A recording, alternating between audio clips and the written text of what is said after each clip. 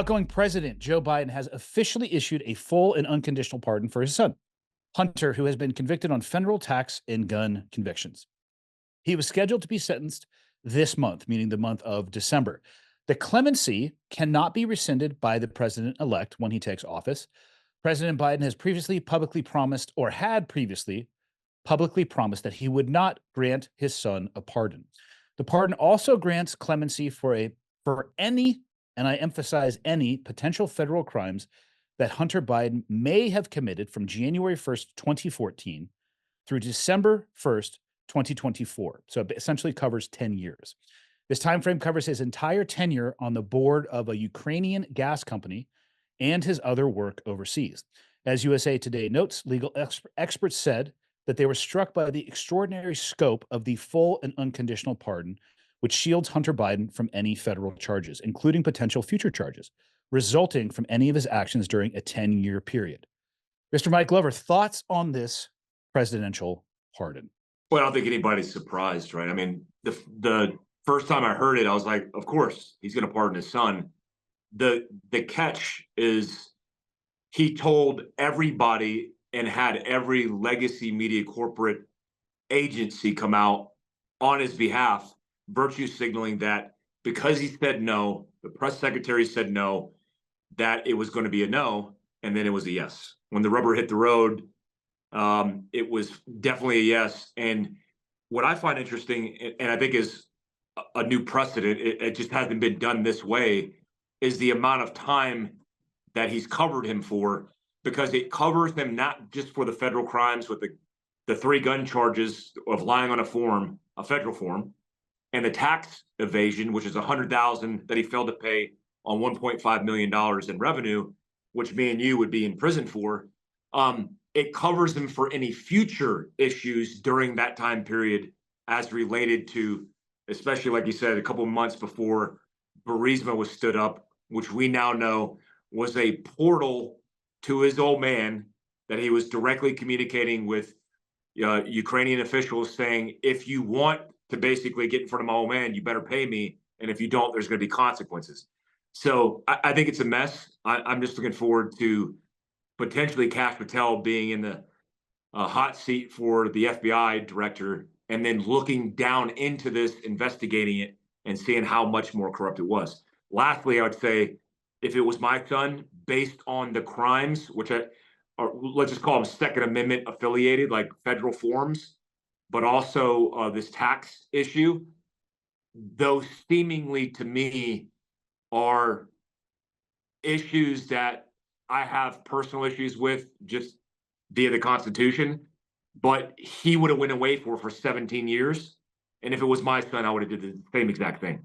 Yeah, I was going to ask you that. I mean, you can look at this from the perspective of politics, and you can look at this from the perspective of being a parent. You and I are both parents. We both have sons. I don't expect politicians to tell the truth anymore when they talk about what they're going to do and what they're not going to do. It as far as the decision to pardon his son, I know it's rubbing people the wrong way, but let's look at the grand totality, just the pardon itself, and then I'll get into where I have an issue, and it falls largely in line with what you said. Him pardoning his son really doesn't impact anybody's life. And I think most parents, I'm not going to say all, but I think most parents, if they were in the same situation, yes, you're the president of the United States, but we're also talking about your child. Biden's probably got 5 to 10 years left on his life if he's lucky. If I was in that position, I would probably pardon my son too. Having said that, the 10-year blanket I find to be very interesting. I don't think you and I would be in prison for the tax stuff. I think we would get a very, very hefty fine and likely have our wages garnished. I don't think that they throw you in jail over $100,000. Having said that, I don't know. You're the expert in being in jail, so I'd have to go back to you on that one to see whether or not that would actually be the case. But I think you'd just get probably like a 30% fine every month that was compounded and be paying it off for the rest of your life. But the 10-year window, I find it interesting that it's broad, but also very precise. Why those days? Why that start time? Why that end time? I don't know a lot about presidential pardons other than to say that I believe every president in the history of presidents that we have had uses pardons. And through the lens of scrutiny that this is being viewed, there are probably pardons in every presidential administration that would be a little bit questionable. And there actually have been presidents, I looked into this a little bit, there have been presidents that have pardoned direct family members, in-laws, things of that nature, cousins, and uh, close colleagues as well. So it's not like that's unheard of. And I think that this deserves a level of scrutiny. But that 10-year window, do you think it's almost, and I don't think that they would intentionally do this, or Biden would intentionally do this. Do you think it is almost in some way an admission of guilt of something happening in that 10-year time period that they want to have covered? Yeah, I think it's partly an admission of guilt, or at least an admission of conflict, because they anticipate there will likely be charges that are going to arise. And that was one of the excuses that he gave, right? He said, the reason I'm covering over 10 windows is because I know likely political opponents that were in the DOJ would likely bring these charges to the surface and then potentially future charge my son. And I want to cover him for that basis. It's like, well, you're saying that out loud because you know there's conflict with the American people, but you're also covering your son's butt for that period of time that he was involved with Burisma, and he was going through a difficult time. Like, he had drug issues, he was buying prostitutes, he was driving a GT3 RS. He was doing a whole bunch of things the wrong way. And look, my personal beef is like the fact that he potentially could have been sentenced to up to 17 years for not paying taxes and then marking the wrong checkbox on a ATF form. I just have problems with that altogether, because I look at crime very differently when you're talking state versus federal. This covers federal pardons. That means he's completely pardoned. The charge is still on his record, but he's been completely pardoned by the president of the United States. It's annotated that way. And then you have clemency, where a lot of presidents, including Obama, I think over 1,000 people he gave clemency, which means he reduced the sentence that they were initially charged with or sentenced with. So when you look at the totality of it, it's like, is that 17 years? And what I think is unfair is not only is he being covered for the period, but it's like, how many people right now are potentially seeing this or hearing about this in prison, in federal prison, who are literally hearing that he's getting off on a charge that somebody is sitting and spending a decade in. The federal government is very good at charging, convicting, and sending people away, and we never hear about it. And it's like, how many people are in prison for nonviolent crimes that are related to taxes or related to a potential clerical error? I'm not saying he made a clerical error, but for sure he didn't check a box that he was supposed to on an ATF form that says, if you do this and you lie about it, you get 10 years in prison. It's like, that seems a little excessive, for buying a firearm. And it's like, yeah, he was on drugs when he bought the firearm, but how many people are on drugs that have access or who have firearms? And it's like, what are we doing sending people to prison for a decade? And then we have pedophiles, we have people who are really committing acts of violence, and they're getting a slap on the wrist and probation. So I just have a problem with the entire Department of Justice as a whole. My hope, and I want to get your perspective on, is how do you think, if this is turned around, it could be turned around? Because it seems like the overall issue is the Department of Justice is inherently flawed, whether it's going after political opponents or charging people and convicting people and sentencing people for clerical errors or for marking the wrong box for 2 decades. It seems a little excessive. Yeah, I don't have a lot of personal touch points with the DOJ. We don't just do the filmmaking. We do everything. We've taken a case study of over 30 projects that we've done over the past 15 years, and we put together what we believe is the most effective and efficient content funnel for brands. They need content on a daily basis. They need to be talking to authentic end users. We want your team to bring its most challenging problems and and allow us and our team to apply our proven methods to your brand to take it to another level. Do you think it would have been a better optic if he would have waited for the sentencing to occur this month and then potentially pardoned him specifically only for the things that he was sentenced for, which would have been the federal gun charge and the tax evasion? Yeah, he's supposed to be sentenced in November, and it's like, why didn't you wait? Why didn't you wait to find out what the actual sentence was? Because if the sentence was likely not to be prison time and it was probation, well, then your son's gonna have to suck it up. You don't look bad, and you don't look like you're holding personal people in your family above the law. That was his entire rhetoric during the entire campaign.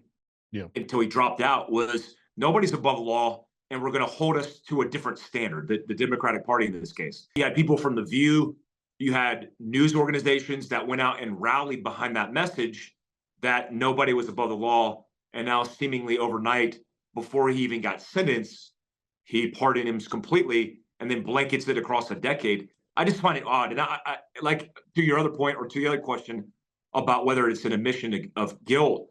Well, it leads up to about a couple months. It's actually 3 months before Burisma was stood up. So it covers that entire period. What is he actually covering up? And what are we going to find out when the next administration gets in? And it doesn't matter, because now, even if they find some wrongdoing and they find specific crimes that he would be guilty of, because he blanketed him during that period of time, which is, I don't think it's been done. I try to look it up, and there's no other presidents who have blanketed a period of time and said anything that comes up during this period of time, he's going to be pardoned from here until infinity. It's like, what? There's another aspect of that. And for clarity, I want to make sure people understand. I've read a single article about this, so I am open to being incorrect about what I've read. But it actually said, in essence, I'm paraphrasing, that the pardon could actually be a tool that is used to, because there can still be a continued investigation. The incoming director of the FBI, the incoming administration can still investigate these things, but it puts Hunter Biden in a place that during the investigation, because he can still be questioned about it, he can no longer claim the Fifth Amendment because there is no threat of having anything legal happen to him. So whether or not he would necessarily tell the truth, it restricts somebody from this self-incrimination because you've already been pardoned for it. So it could actually be a portal, depending on how you view this, for a long-term ability to actually extract more information because there is no threat of legal consequence. Yeah, that's a good point. And, to the point to the Constitution, and just remembering, how important that is. It was also President Biden's right, because it's in the Constitution that the president has the ability to pardon. I think it's Article 2. He has the ability to pardon anybody in his tenure, and he did that. And I don't think there's going to be any pardon that's not going to have some kind of controversy tied to it, because he's letting people off the hook when you pardon. We're not talking clemency. We're not talking about a reduction of sentence. We're talking he's pardoning somebody from a convicted crime, or the potential conviction and sentence of a crime. And so that's his right. I think anybody in that situation, based on the circumstances of the charges, would agree to that. And I think if it was different, if it was like a violent crime, if it was assault, if it was rape, if it was murder, it'd be a very different conversation. It is like, to me, it's like this petty stuff where there is a chance that it was a political issue. I imagine, Hunter's name has been in the news for 8 years. There's no doubt that there's additional scrutiny because he is the son of a president. Would me or you have to deal with this if we accidentally didn't pay taxes, or we accidentally didn't have to fill out a form? I mean, last week I just got denied a firearm from my own FFL via the ATF. Is that because you're a terrorist? That partly because of me being on a terrorist watch list. Okay, good. But so the system is working. They said I should have been taken off. I mean, this is legit. I should have been taken off, and there was a clerical error. They said they denied me. Like, I bought an AK from Meridian Defense, and I was trying to transfer it into my name from my company's FFL, and they said denied. An investigator called me and said, "Hey, you're denied because they still have you coming up in the system." And I said, "That was dismissed 6 months ago." And they said, "Oh, well, let me look into it." And then he called me back and said, "Sorry, it was a clerical error. They apologized." It's like, oh, so not only would I had, potentially got denied for what I got denied for, but also potentially I could have ended up in jail because they said, "Oh, look, this is populating the system. This guy's a bad guy. Handcuff him, put him in jail." And some people are doing that, and they're putting him away, and they're spending time in jail, and they don't have a father who's the president of the United States. Yeah, I mean, the system is imperfect for sure. Do you think it sets a bad precedent, or it just is what it is? I think it is. It's just is what it is. I mean, like you said, there's historical in recent history, like Trump. I think he was 276 people, which is a far stretch from the nearly 2,000 that Obama did.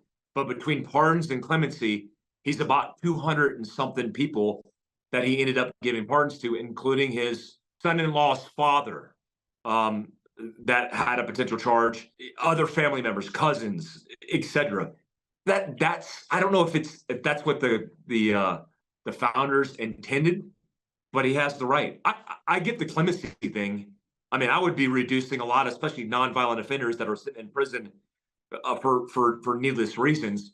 The pardon thing's just weird, but I think it is just what it is. I mean, it's in the Constitution.